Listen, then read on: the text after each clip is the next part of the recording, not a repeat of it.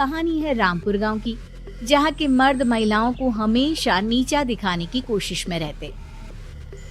अरे अभी तक खाना नहीं आया, क्या मुझे एक और शादी करने की जरूरत है? नहीं जी नहीं, ऐसा मत करना, वरना मैं कहाँ जाऊंगी। खाना लेकर मैं अभी आई जी। गांव की पंचायत में भी फैसले हमेशा औरतों के खिलाफ ही रहते। मैं जो फैसला सुनाता हूँ वो भगवान की आज्ञा होती है। इस लड़के ने अपने मन से शादी करके अच्छा नहीं किया। लड़के को घर भेज दो और इसकी शादी इसकी जाति की किसी लड़के से करवा दो, लेकिन ये लड़की, इसे तो गांव के बाहर निकाल दो। नहीं नहीं जमींदार साहब, ये क्या बोल रहे हैं? ऐसा नहीं हो सकता। मेरी बेटी मासूम है, इसे अच्छे बुरे की समझ नहीं है। अरे कहाँ जाएगी ये बेचारी? कहाँ जाएगी? इतनी चिंता है तो पूरे परिवार का गांव निकाला कर देते हैं। बेचारे पूरे बसे बसाए परिवार को गांव छोड़ना पड़ता है। चाहे जो हो, अगर बेटियों को कंट्रोल नहीं कर सकते तो गांव में रहने का कोई मतलब नहीं है। यहाँ औरतों को दब कर रहना होगा। कोई भी अपने हिसाब से कुछ नहीं कर सकता, सब ईश्वर की मर्जी से ही होगा। तभी गांव का एक आदमी दौड़ा दौड़ा आता है। सरपंच साहब, जमींदार साहब, वो कालिया है ना, उसकी बेटी पढ़ने के लिए शहर जा रही है। अच्छा, ये कब हो गया? और कालिया की हिम्मत कैसे हो गई ऐसा करने की? लेकर आओ उसे और उसकी बेटी को। बस फिर क्या था, हाजिर हो जाते हैं कालिया और उसकी बेटी सरपंच के सामने। और कालिया, ये क्या सुनने में आ रहा है? बेटी को इंजीनियर बना रहा है तू? और ये बता, गांव में तो स्कूल नहीं है, फिर कहां से इतनी क्लास पास कर गई तेरी बेटी? राधा, जो कि कालिया की बेटी है, उसे लगता है कि सरपंच उसकी तारीफ कर रहे हैं। सरपंच जी, मैंने ऑनलाइन पढ़ाई की है, डिस्टेंस लर्निंग से। सभी में मैंने अच्छे नंबर पाए हैं, जिसे देखते हुए शहर की इंजीनियरिंग कॉलेज में मुझे स्कॉलरशिप मिली है। वाह जी वाह, क्या होती है ये? पहले तो ये बताओ, फिर आगे की बात करते हैं। पूरा गांव राधा की बात सुन रहा था और राधा बोलती जा रही थी।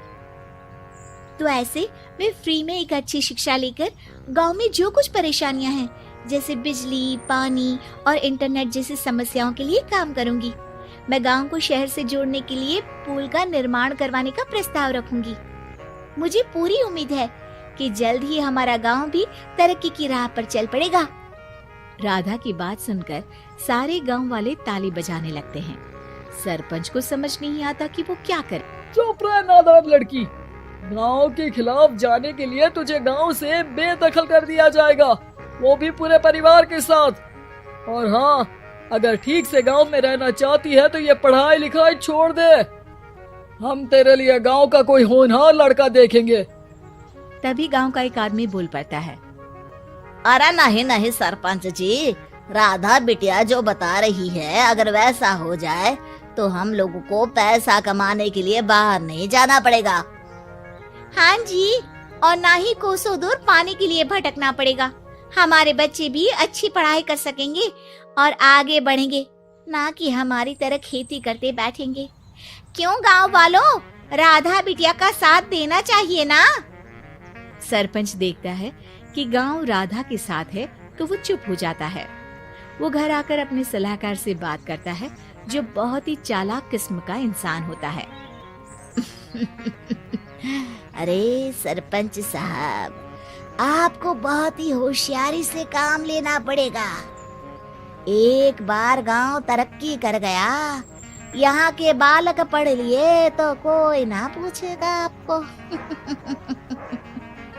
और फिर ये जो बेटा और बेटी है ना आपके, इनको भी आम लोगों की तरह ही जीवन जीना होगा। हाँ, लेकिन करे तो क्या करे? वो ना आप मुझ पर छोड़ दीजिए, बस मैं जैसा बोलूं करते जाइए। अगले रोज सुबह जब गांव वाले सोकर उठते हैं तो राधा के घर के बाहर और साथ ही वो लोग जिन्होंने राधा का सपोर्ट किया था, उनके घर के आगे लाल रंग से कल आऊंगी लिखा होता है। कल आऊंगी, ये क्या होता है? अरे यह तो खून से लिखा है, लगता है कोई भूत प्रेत या चुड़ैल का साया है। चलो सरपंच जी के पास चलते हैं। सभी सरपंच के पास जाकर उसे सारी बात बताते हैं। अरे ये तो बड़ी मुश्किल की बात है। चलो मैं एक बाबा को जानता हूँ, उन्हें बुला लेता हूँ। सरपंच बाबा को लेकर गांव के घर के बाहर जाता है। ओहो, तो ये वो चुड़ैल है जो उन लोगों को निशाना बनाते हैं जो गांव को बदलने का सपना देखते हैं। वो गांव को ऐसे ही संपन्न देखना चाहती है, वो नहीं चाहती कि कोई बाहरी यहाँ का कायाकल्प करे। क्या तुम लोगों में से किसी ने गांव को बदलने की सोच रखी है? तभी राधा की माँ रोते रोते आती है। मेरी राधा घर से गायब हो गई है। अरे कोई तो बचाओ, मेरी बच्ची कहाँ गई?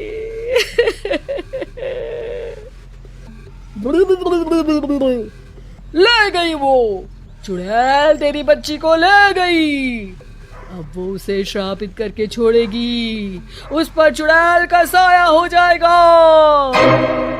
तभी बुरी सी हालत में राधा भी वहाँ आ जाती है। उसके बाल चुड़ैल की तरह फैले होते हैं और कपड़ों में खून लगा होता है। सभी राधा को देखकर डर जाते हैं। माँ, पता नहीं मुझे कौन उठा कर ले गया था। अरे दूर हो जा चुड़ैल, अब हम लोग इस गांव में नहीं रुकेंगे। अरे कैसे बातें कर रहे हैं आप? कल तो आप मेरे भरोसे गांव का हुलिया बदलने, अपने बच्चों को पढ़ाने और तरक्की उन्नति की बात कर रहे थे, तो आज क्या हो गया आपको? ये फिर तुम लोगों को बहकाएगी। ये चुड़ैल गांव में आ चुकी है, ऐसे ही ये तुम्हारे घर के बच्चों को भी ले जाएगी। गांव वाले राधा को गांव से बाहर निकाल देते हैं। उसके माँ बाप रोते रहते हैं, लेकिन गांव वाले नहीं मानते। मैं भी अपनी बहन के साथ गांव के बाहर रहूंगा, लेकिन वो पढ़ाई नहीं छोड़ेगी। वहीं सरपंच के घर पर सलाहकार कहता है। देखा, सांप भी मर गया और लाठी भी नहीं टूटी। लेकिन अगले ही दिन सरपंच के घर के बाहर भी वही शब्द लिखे होते हैं और फिर सरपंच की बीवी कहती है, हमारी बेटी को किसी ने अगवा कर लिया है। तभी राधा का भाई वहाँ आ जाता है। अरे गांव वालों, मैंने सरपंच जी की बेटी को देखा था। वो चुड़ैल उसे उठाकर ले जा रही थी। अरे क्या मजाक कर रहे हो? नहीं नहीं सरपंच जी, आप नहीं जानते। वो चुड़ैल अब आपकी बेटी में आ जाएगी, जैसे राधा के अंदर आ गई थी। तभी सरपंच की बेटी वैसी ही हालत में वहाँ आती है जैसे राधा आई थी। पापा, पता नहीं कैसे मैं गायब हो गई थी। चुड़ैल, इसके अंदर भी चुड़ैल का साया है, मारो इसे। अरे नहीं नहीं, इसे भी राधा के पास गांव के बाहर ही भेज दो। अरे चुप रहो, मेरी बेटी कहीं नहीं जाएगी और चुड़ैल वुड़ैल कुछ नहीं होता है। अरे कैसे बात कर रहे हो सरपंच जी? आप तो बोल रहे थे कि आपका फैसला भगवान का ज्ञान होता है, तो अपने पर बात आई तो अब आप ऐसे बोल रहे हैं। अरे ना ना ना, आपको अपनी बेटी को त्यागना ही होगा। अरे बुलाओ बाबा को। राधा का भाई बाबा को ले आता है, जिसे अब गांव वालों के डर के कारण सच बोलना पड़ता है। मैं कोई बाबा नहीं हूँ, मैं तो मोची था। ये सलाहकार महोदय ने मुझे कहा था एक्टिंग करने को। वो मुझे पैसे देने वाले हैं। अब मुझे माफ कर दो। गलती हो गई, मुझे माफ कर दो। तभी वहाँ राधा आ जाती है। देखा सरपंच जी, जब गांव के बच्चे साक्षर होंगे तो आप जैसे लोगों की चालाकी नहीं चलेगी।